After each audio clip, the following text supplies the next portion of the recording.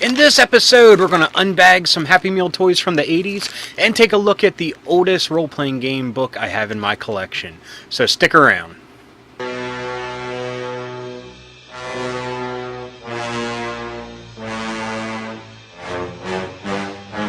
Hello and welcome to another installment of It Came From My Side of the Laundry Room. Like I said, we're going to unbag some of these Happy Meal toys from the 80s. I happened upon some recently, and I've kept them in the bags, but I think it's time to crack these suckers open. So let's take a look.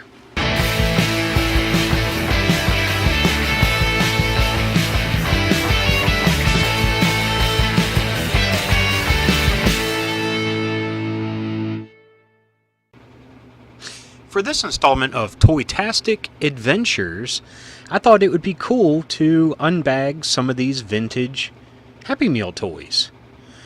As I said, I came upon a collection of them, so I got a few, and so let's take a look at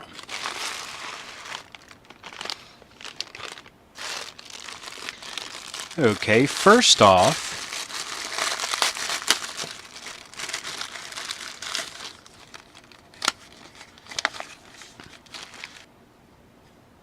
these are the new food changeables. I don't know if these are the originals or if these are a revamp that they had done later, but these originally came out in 1988. This is set 4A. C2, or is it CZ? Who knows? Funky 80s font here. Cheeseburger. So let's take a look at them.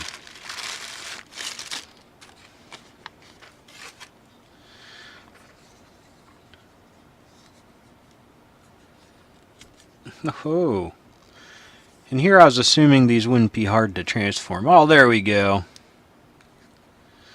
Got arms here, buddy? Oh, yeah. Oh, he's got a little smiley face. He's a happy dude.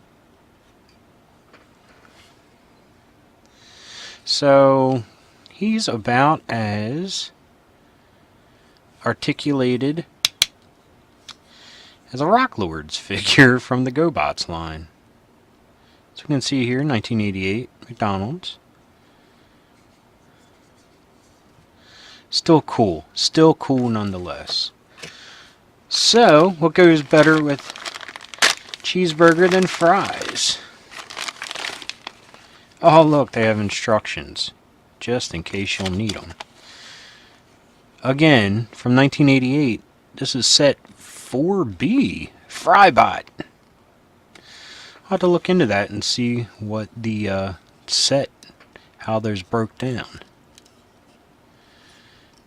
Oh, he's got an opening mouth.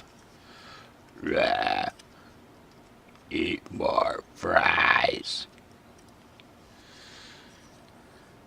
Is that it? Is that all he does? Let's consult the directions here. Step 1. Oh no, there is more to him. He has feet. Well, that's pretty nifty. I can walk around. So we got a burger and fries. What else do we got here? Oh, the Big Mac.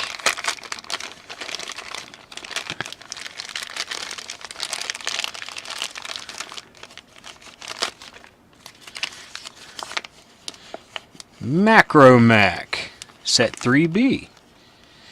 Again, 1988. See what old Big Mac's got that a regular cheeseburger doesn't. Oh, no movable mouth on this dude. Let's consult the directions, see if we got everything here. Well, yeah, it kind of looks like it.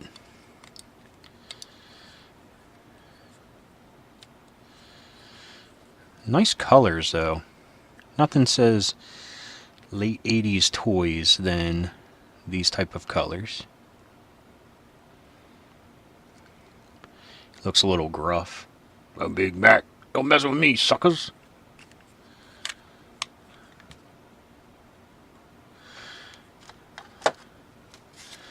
Next, these are some of the mascots from McDonald's that you don't see anymore. And it's a damn shame. We got here little Darlin, the Funny Fry Friends from 1989. These are the under age 3 toys. I don't even know if they do that anymore, where you can ask for toys that are a little bit non-choking hazard. Oh, don't think I was supposed to do that. But the Fry guys and girls, don't see them anymore. You don't see any mascots for McDonald's anymore, really. You hardly even see Ronald McDonald running around. But that's pretty cool. Nice little display piece. Nice big and chunky.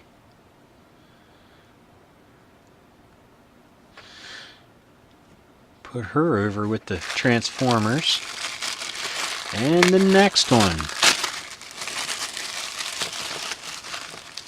Another Funny Fry friend. This one for over 3. Oh, look, a bonus book. $3.10 in savings. Mom and Dad, look inside. Let's see what kind of savings we have for 1989. Juicy Juice. Fruit Loops. Oh, these are just regular coupons. That's interesting. Frosted Flakes. They're great! Energizer Bunny. He was everywhere back in the day. Quick. Man, gotta love Quick. I always preferred the powder, because I always liked the chunks that developed at the bottom. You could eat them up. Look at this. Expires 1990. Ooh. Chips Deluxe Rainbow. Mootown Snackers. Ooh, that's something I don't even remember.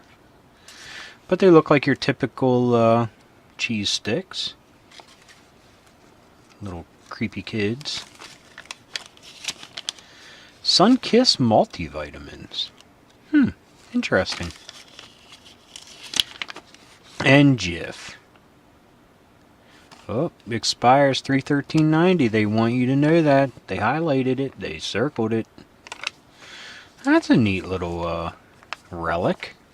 But let's take a look at this Fry person. Fry guy. It's a blue one this time. Oh ho! He's wacky. What's this one's name? Gadzooks. Look at that, got 2 different shoes on. And, ho ho ho, life of the party. The old arrow through the head routine. So this is like the Steve Martin of the Fry guys. I apologize if this looks more blurry than usual. Trying something new. So, hang in there. But that's pretty cool.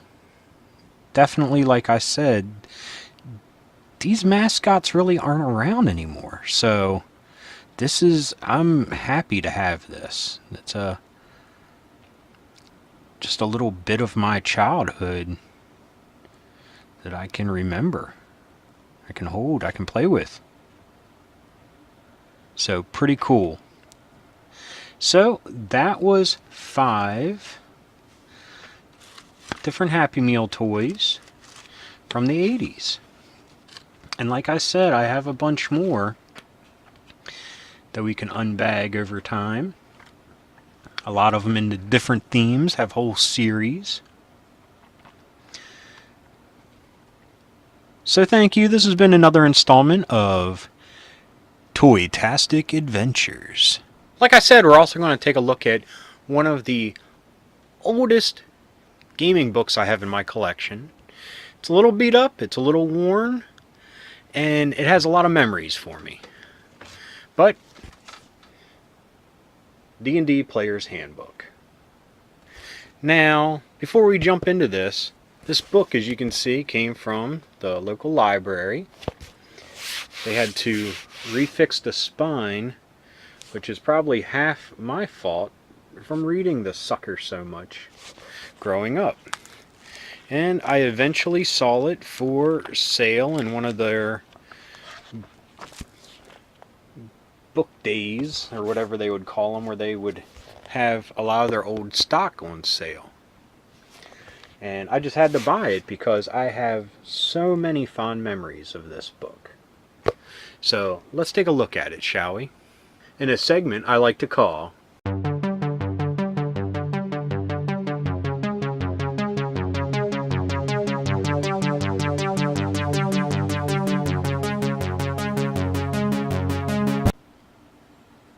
The Player's Handbook. Ooh, as you can see, a lot of damage. I think that was from my buddy who left it outside one weekend and then returned it to the library. So I'm sure they tried what they could to keep it alive. Look at this, 1978.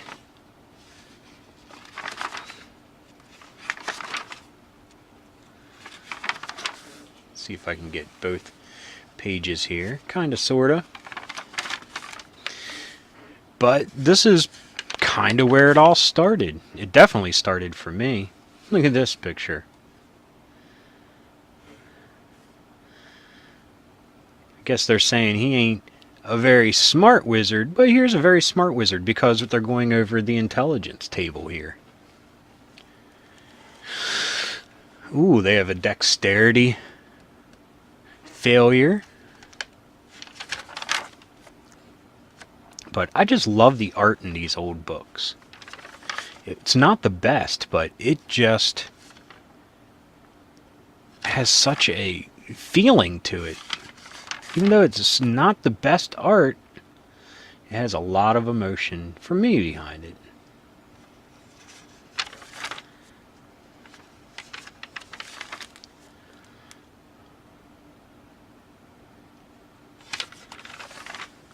And again, I apologize for how blurry this is.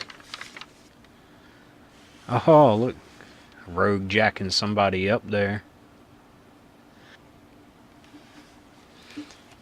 Let's see here.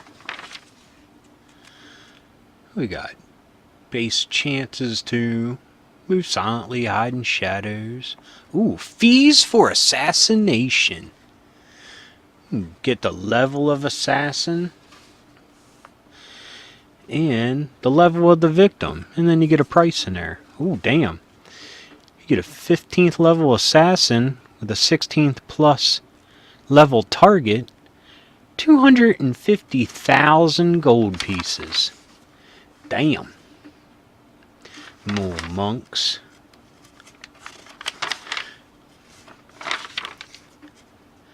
Here you got weapons damage, got different items.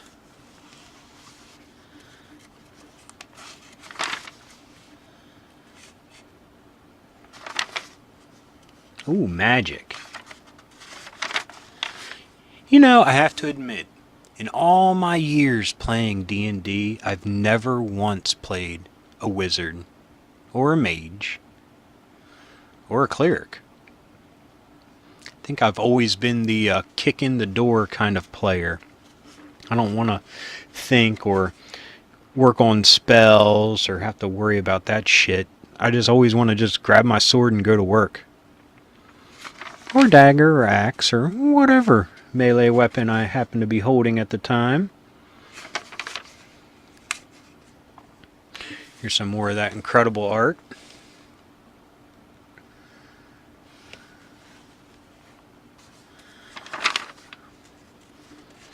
Lower water. Neutralize poison. Tongues. Ooh, allows a cleric to speak the language of any creature inside the spell area. That'd come in handy.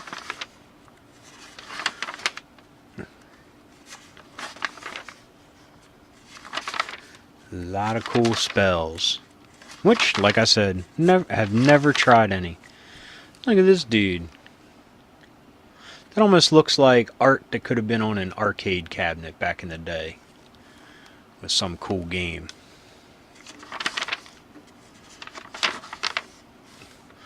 Always liked this picture. Always liked the imp familiar. Again, I apologize for blurriness. Like I said, trying something new here. Hope to refine it next time I do this.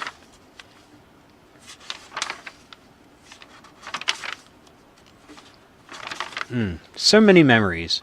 All these stains in here. I don't know if you can see them. I probably did them. Probably eating spaghetti at the dinner table while I was reading it. And this was all before I actually started playing the game. I just would read the book.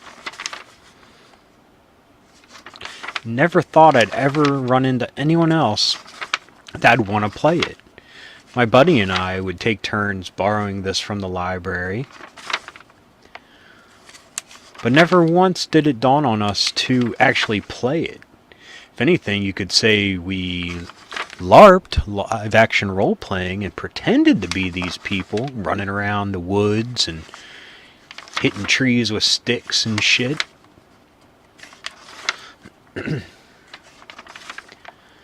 But it wasn't until I got to high school that I actually started playing D&D, and by then, 2nd edition was out. So, that was just a little tour of, whoa, sorry for the camera, The Player's Handbook from 1978. Love this iconic artwork on the cover. I've seen it reproduced over the years, but there's something so beautiful about how archaic this original art is. Nowadays, it's all glossy and flashy, and everybody has a ton of detail, but this to me is the pure essence of D&D. Anyway, I hope you enjoyed this episode of It Came From My Side of the Laundry Room. Come back next time and we'll explore some more treasures down here in the laundry room. Until next time, keep being rad and stay dorky. My name's Rob. Peace.